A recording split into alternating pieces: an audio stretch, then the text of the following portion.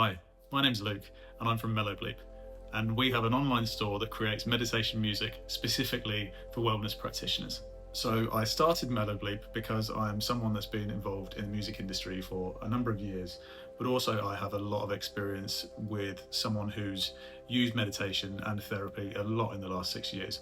And I recognize just how important the sound is to the overall experience that you're trying to provide to your end user. Having listened to a lot of guided meditations, binaural beats, isochronic stuff, somatic frequency, and a lot of different types of healing, I recognized quite quickly that what is available online isn't always created equal, and not everything is actually going to provide the desired effect or the maximum effect for your listener. Maybe the most difficult thing for me was the fact that I'd be partway through a meditation, a guided meditation, something like that, and then something within the sound itself would completely derail me, take me out of whatever kind of state that I was trying to get in, and it removed that feeling of security, which was exactly what I was trying to get in the first place. So removing that layer of safety and security was a fault of a lot of the audio and not of the practitioner, and that's an absolute no-no. That's just not going to work when you're actually trying to put someone in a position where they feel safe and secure in what you're trying to provide for them. And also doing a little bit more digging, it became quite clear that people are trying to use often meditation music that legally they probably weren't allowed to use, they weren't licensed to use, and it might not seem like a big thing, but you can run into quite a lot of trouble later. And another thing, perhaps a third thing if I've mentioned two already, was there was a loudness war. So there was a lot of meditations that were available online, but if they weren't guided and a practitioner would want to take that audio, for example, and speak over the top of it, it was already at maximum volume. So there was nothing that you were able to do as a practitioner in order to make something sound good and cohesive, because there simply wasn't headroom available to do that.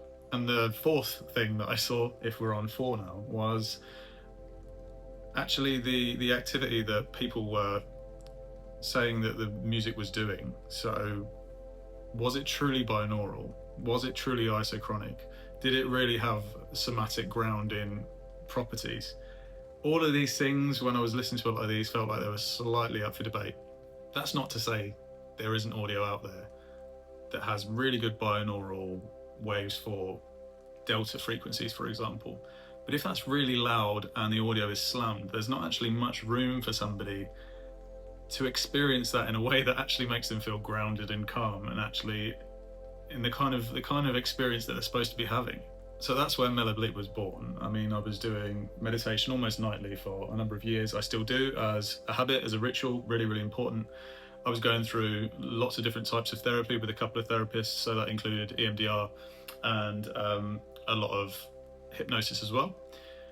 And talking to them as well made me really understand that the landscape of this is really, really quite difficult, and it's hard for people to get what they actually want to get in a place that they trust and they know it's kind of working.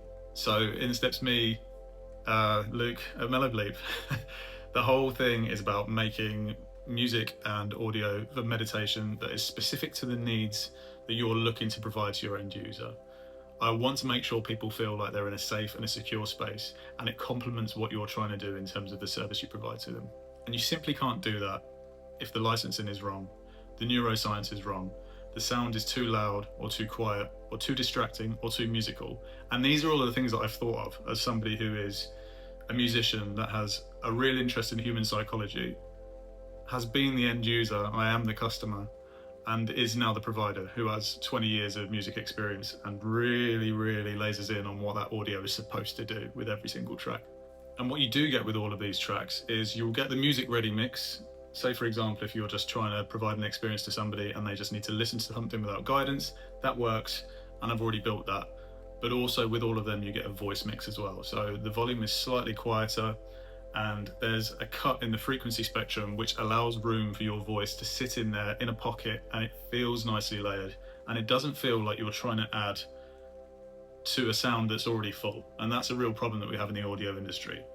If you visualize this stuff as a jar of sand, like that's your audio, and you can't add any more sand to the top because it spills out of the top. There's only so loud something can be. So this stuff needs space for your voice. So I've thought about all that. I don't want you to have them problems. I want these things to be easy for you. I want you to be able to go to the store, search for what you want, find it at the length that you want, buy the pack, use it, enjoy it, and really give the most complimentary experience to your end user, so they feel safe knowing that they've been provided the kind of service that you want to provide for them, and also the music is standing up to that test too.